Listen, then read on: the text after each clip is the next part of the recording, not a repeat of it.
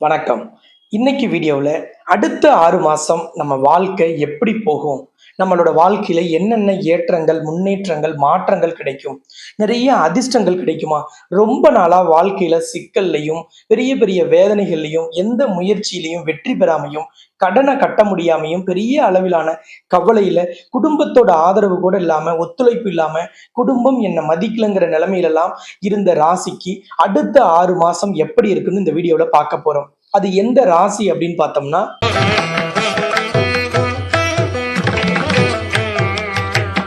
கும்பராசிக்கு தான் அடுத்த 6 மாதம் எப்படி இருக்குன்னு பார்க்க போறோம். கும்ப ராசியில நீங்க அவிட்ட நட்சத்திரத்துல பிறந்திருந்தாலும் சரி, சதய நட்சத்திரத்துல பிறந்திருந்தாலும், புரட்டாதி நட்சத்திரத்துல பிறந்திருந்தாலும் இந்த ராசி பலன் அப்படியே உங்களுக்கு பொருந்தும். ஏன்னா இந்த ராசி பலன் வீடியோ அடுத்த 6 மாதம் உங்களோட ராசியின் அடிப்படையில தான் கணிச்சிருக்கிறதுனால நட்சத்திர அடிப்படையில பலன்கள் எதுவுமே மாறுபடாது. அடுத்த 6 மாதம் உங்களோட வாழ்க்கையை முழுமையாக அப்படியே பிரதிபலிக்கும் ஒரு கால கண்ணாடியாக இந்த வீடியோ இருக்கும். நீண்ட காலம் ஒரு ராசியிலிருந்து இன்னொரு ராசிக்கு பயிற்சி ஆகக்கூடிய 4 கிரகங்களான குரு, சனி, ராகு, கேது, இந்த 4 கிரகங்களுமே அடுத்த 6 மாதம் பயிற்சி எதுவும் ஆக போறதில்லை. அப்ப பெருசா வாழ்க்கையை தீர்மானிக்கக்கூடிய பலன்களை அள்ளி தரக்கூடிய இந்த நீண்டகால கிரகங்கள் இருக்கக்கூடிய இடமும் அது பார்க்கும் இடங்களையும் வச்சு மாதாந்திர கிரகங்கள் பயிற்சி ஆகிற அந்த அமைப்பையும் வச்சுதான் இந்த வீடியோவை நம்ம முழுமையா உங்களுக்கு வெளியிட்டிருக்கோம். அப்ப கண்டிப்பாக உங்களோட வாழ்க்கை முழுமையாக எப்படி போக போகுது, அடுத்த 6 மாசம் என் வாழ்க்கையை நான் எப்படி அமைச்சிக்கணும் அப்படின்னு உங்க வாழ்க்கையை நீங்க முன்னதாகவே பார்க்கிற மாதிரியான ஒரு கால கண்ணாடியாக தான் இந்த வீடியோ இருக்க போகுது. இந்த சேனலை இப்பதான் ஃபர்ஸ்ட் டைம் பார்க்குறோன்னா நிறைய வீடியோக்கள் உங்களுக்கு மிஸ் ஆகாம நீங்க பார்க்கணும்னா சேனலை சப்ஸ்கிரைப் பண்ணிட்டு பெல் பட்டன்ல நீங்க ஆளுங்கிற அந்த ஆப்ஷன் கொடுத்தீங்கன்னா தான் உங்களுக்கு எல்லா வீடியோவுமே நோட்டிபிகேஷன்ல வரும். நீங்க எப்ப ஃப்ரீயா இருக்கீங்களோ அப்போ உங்களுக்கு தேவையான தலைப்பை எடுத்து நீங்க வீடியோவை மிஸ் பண்ணாம பார்க்க முடியும். அதே மாதிரி இந்த வீடியோவை நீங்க லைக் பண்ணும்போது யூடியூப் நிறைய நபர்களுக்கு கும்ப ராசி அல்லது கும்ப லக்னத்துல பிறந்தவங்களுக்கு தானாகவே போய் ரெக்கமெண்ட் பண்ணும். நீங்க இந்த வீடியோவை உங்களோட நண்பர்கள், உறவுக்காரங்க, Facebook friends, WhatsApp group, Facebook group, Twitter, Instagram போன்ற சோசியல் மீடியாவில் டைரக்டா நீங்க ஷேர் பண்ணணும்னு நினைச்சீங்கன்னா வீடியோக்கு கீழே இருக்கிற ஷேர் பட்டனை போய் நீங்க பிரஸ் பண்ணீங்கனாலே அதுல எல்லா ஆப்ஷனும் காமிக்கும். நீங்க அதுல இருந்து ஷேர் பண்ணியும் மற்றவர்களுக்கு சப்போர்ட் பண்ண முடியும். கும்ப ராசிக்கு எப்பவுமே எந்த ஒரு விஷயத்திலும் நிதானமான அணுகுமுறையில நம்ம வெற்றி அடையணும். தடாலடியான முடிவை எடுக்கிறத விட நம்ம நிதானமா எடுக்கிற முயற்சிகள் தான் வெற்றி பெறும்னு நினைச்சிருப்பீங்க.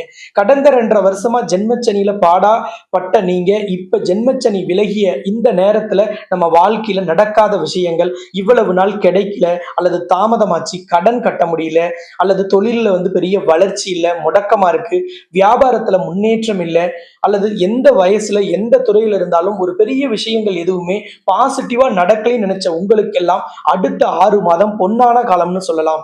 உங்களுக்கு இருக்கக்கூடிய கிரக அமைப்புகளும் கிரகங்களுடைய மூமெண்ட்ஸும் ரொம்ப ரொம்ப ரொம்ப பர்ஃபெக்டா இருக்கும்.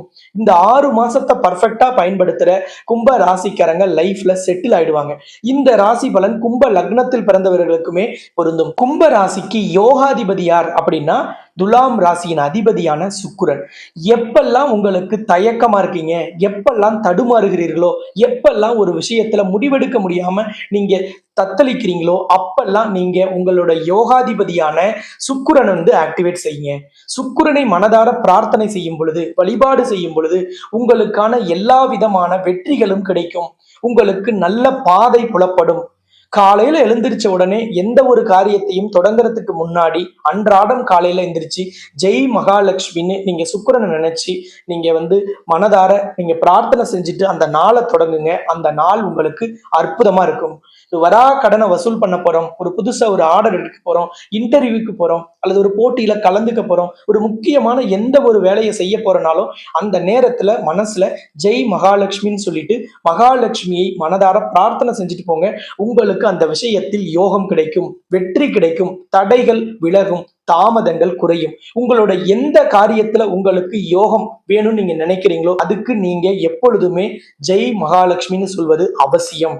இந்த வீடியோவுக்கு கீழே இருக்கிற கமெண்ட் பாக்ஸ்ல போய் உங்களோட பெயர், ராசி, நட்சத்திரம் பதிவிட்டுட்டு ஜெய் மகாலட்சுமின்னு பதிவிட்டுட்டு உங்களுக்கு என்ன கோரிக்கை இப்ப உடனடியா நடக்கணும், குழந்தை பாக்கியமா, திருமண தடையா, கடன் கட்டுவதா, தொழிலை விரிவுபடுத்துவதா, வியாபாரத்தை மேம்படுத்துறதா, வெளிநாட்டு வேலை அல்லது வெளிநாட்டில் படிக்க போறதா, அல்லது எந்த விதமான கோரிக்கை உங்களுக்கு இருக்கு, அதை மகாலட்சுமியின் பாதத்தில் வைத்து உங்களுக்காக உங்கள் பெயர் ராசி நட்சத்திரத்திற்கு அர்ச்சனை செய்யப்படும். எங்கே அப்படின்னா உலகின் முதல் அஷ்டலட்சுமி நவகிரக திருக்கோவில், அதாவது பக்தர்களால் 52வது சக்தி பீடமாக கருதப்படும் உலகின் முதல் அஷ்டலட்சுமி நவகிரக திருக்கோவில்ல உங்களோட பெயர் ராசி நட்சத்திரம், உங்களுக்கு என்ன பிரச்சனை இருக்கு அல்லது என்ன கோரிக்கை இருக்கோ அதையும் சொல்லி அர்ச்சனை செஞ்சு அந்த வீடியோவும் நம்ம சேனல்லையே ஒளிபரப்பும் செய்யப்படும். அப்ப உறுதியாக உங்களோட கஷ்டமும் கவலையும் உங்கள் யோகாதிபதியான மகாலட்சுமியால் தீர்த்து வைக்கப்படுவதற்கு எங்களால் முடிந்த ஒரு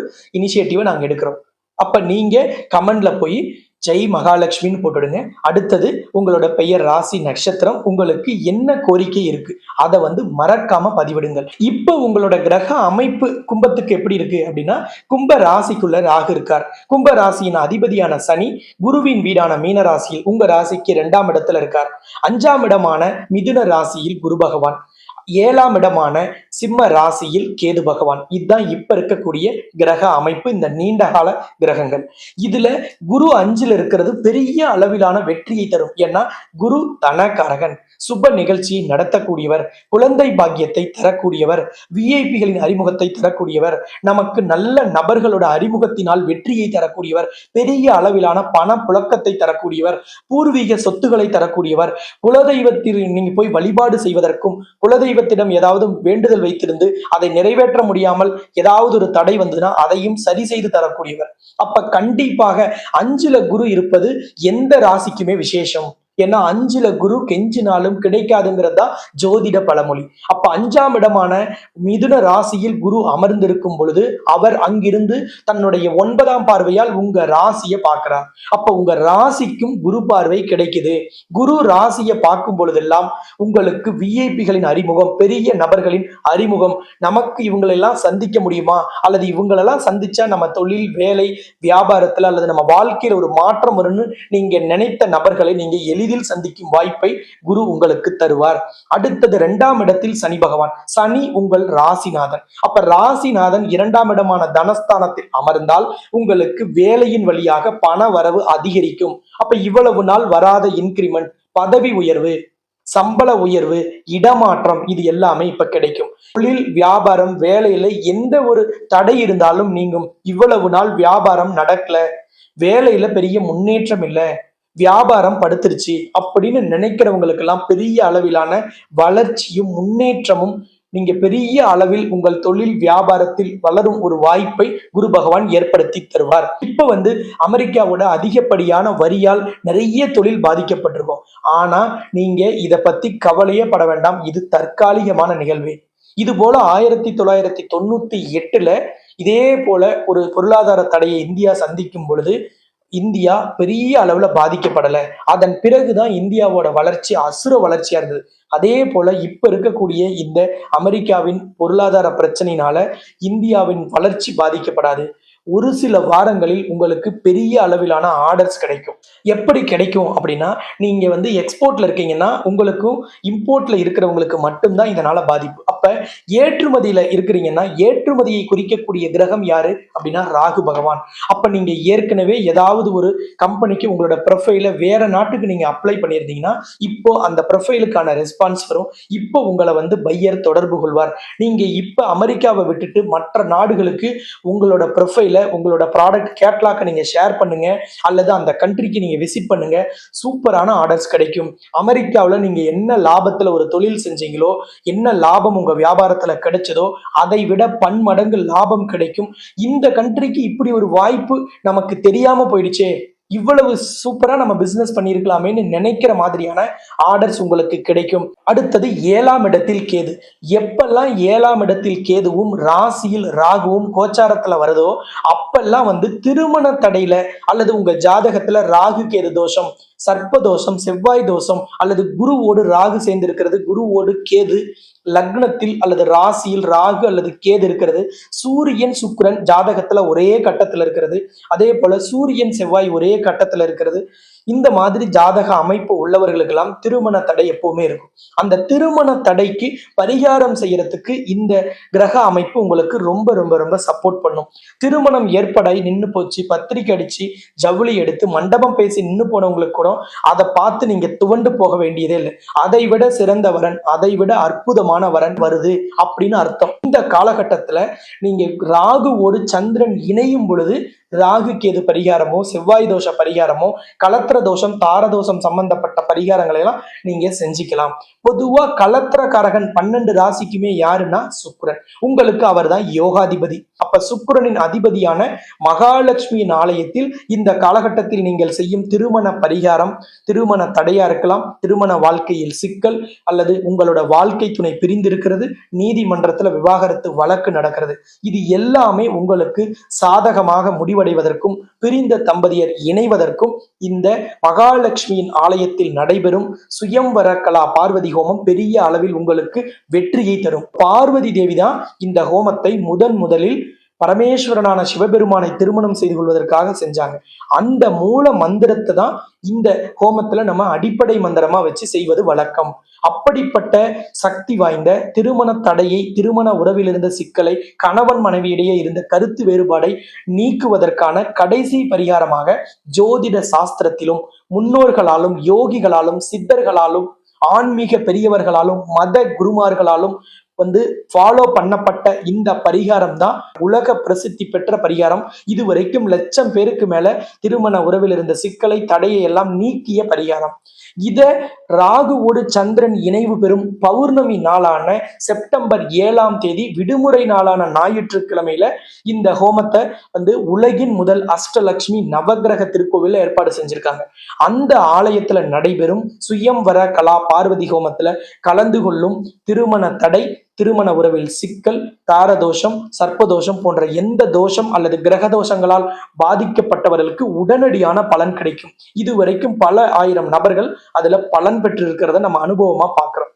இந்த ஆலயத்துல செய்வதில் வேறு என்ன சிறப்பு இருக்குன்னா, இந்த ஆலயத்துல கருவறையில அஷ்டலட்சுமியும் நவகிரகமும் ஒன்றாக காட்சி தரக்கூடிய உலகின் முதல் ஆலயம். சக்தி பீடங்களில் 52வது சக்தி பீடமாக பக்தர்களால் கருதப்படக்கூடிய ஒரு முக்கியமான ஆலயம்.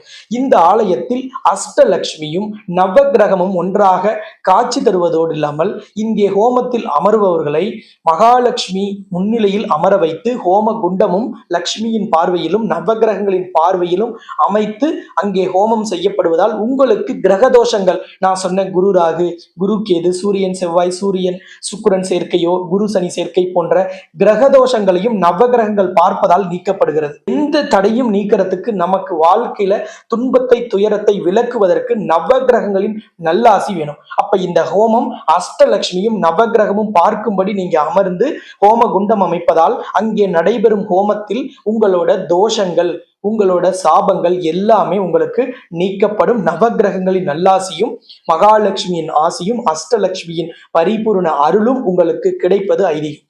இன்னொன்னு, இந்த ஆலயத்துல மகாலட்சுமி சூடிய மாலையை திருமணம் ஆகாத நபர்களுக்கு அணிவிக்கப்பட்டு இந்த ஹோமம் நடைபெறும். அப்ப மகாலட்சுமி மாலை, கலத்திரக்காரகனான சுக்கிரனின் அதிபதியான மகாலட்சுமியின் மாலை நம் கழுத்தில் விழும் வேளை நமக்கு கலத்திர மாலைன்னு சொல்லக்கூடிய கல்யாண மாலை, மணமாலை விரைவாக அமையும் என்பது இந்த ஆலயத்தில் பின்பற்றக்கூடிய ஒரு மரபு. அப்படிப்பட்ட இந்த ஹோமத்தில் கலந்து கொள்வதற்கு ஆலயத்தின் சார்பாக என்ன சொல்லியிருக்காங்கன்னா, முன்பதிவு செஞ்சிடணும்.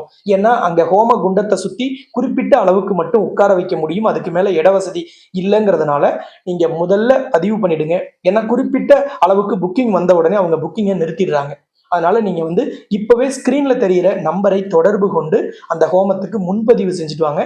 ஞாயிற்றுக்கிழமை செப்டம்பர் 7ஆம் தேதி பௌர்ணமியாகவும் இருக்கு. ஏன்னா மகாலட்சுமிக்கு உகந்த நாள் அப்படின்னா பௌர்ணமி. இதுல கலந்துகிட்ட பல ஆயிரம் நபர்களுக்கு தெரியும் இந்த ஹோமம் எவ்வளவு பவர்ஃபுல்லானது. அப்ப இந்த மாதம், அதாவது செப்டம்பர் மாதத்துக்கான பௌர்ணமி பூஜை, இந்த கலத்திர தோஷம் நீங்கும் சுயம்வர கலா பார்வதி ஹோமம் செப்டம்பர் 7ஆம் தேதி விடுமுறை நாளான ஞாயிற்றுக்கிழமையில இந்த பௌர்ணமி வருது. இந்த ஹோமத்தை தலைமை ஏற்று நடத்துறதுக்கு நானே செப்டம்பர் 7ஆம் தேதி ஆலயத்துக்கு வரேன். அங்கேயும் நம்ம எல்லாரும் நேரில் சந்திக்கலாம். அப்ப இந்த கோவில் எங்க இருக்கு? சேலம் மாவட்டம் தலைவாசல் இருக்கு. சேலம் சென்னை தேசிய நெடுஞ்சாலையில சேலத்திலிருந்து சென்னை நோக்கி போகும்போது 60 கிலோமீட்டர் தொலைவிலையும், சென்னையிலிருந்து வரும்போது கள்ளக்குறிச்சியை தாண்டி 30 கிலோமீட்டர் தொலைவிலையும் தான் இந்த தலைவாசல்ங்கிற ஊர் அமைந்திருக்கிறது. எப்பெல்லாம் ராசியில லக்னத்துல ராகு இருக்காரோ அப்பொழுதெல்லாம் ஐடி துறையில ஹார்ட்வேர், சாஃப்ட்வேர்ல வாய்ஸ், நான் வாய்ஸ், பிபிஓ எல்லாருக்குமே பெரிய அளவிலான வெற்றி கிடைக்கும். ஏஐ தொழில்நுட்பம்னு சொல்லக்கூடிய ஆர்டிபிஷியல் இன்டெலிஜென்ட் தொழில ஸ்டார்ட் அப் நிறுவனத்தை உருவாக்கணும்னு நினைக்கக்கூடியவர்களுக்கு இதுதான் அற்புதமான காலகட்டம். உங்களுக்கு பெரிய அளவிலான வெற்றியும் பெரிய அளவிலான வளர்ச்சியும் கிடைப்பதற்கு நீங்க ஸ்டார்ட் அப் நிறுவனத்தை இந்த 6 மாதத்துல தொடங்கலாம். இந்த 6 மாதமும் அற்புதமான ஏற்றமும் முன்னேற்றமும் கிடைக்கும். நீங்க தொழில் துறையில், வியாபாரத்துல எதுல இருந்தாலும் சரி, அதுல ஒரு புதிய பிரான்ச் தொடங்கணும் அல்லது ஒரு பிரான்ச்சைசி கொடுக்கணும் அல்லது நீங்க ஒரு பிரான்ச்சைசி எடுக்கணும் அப்படின்னு நினைக்கிறீங்க. தொழிலை வெளி மாவட்டம், வெளி ஊர், வெளி மாநிலம், வெளிநாடு விரிவுபடுத்தணும்னா இந்த 6 மாசத்தை அற்புதமா பயன்படுத்திங்க.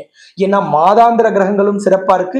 நீண்டகால கிரகங்களான இந்த 4 கிரகங்களுமே உங்களுக்கு அற்புதமான இடத்திலிருந்து பலன்களை அள்ளி அள்ளி தரும் ஒரு அற்புதமான கிரக சேர்க்கை.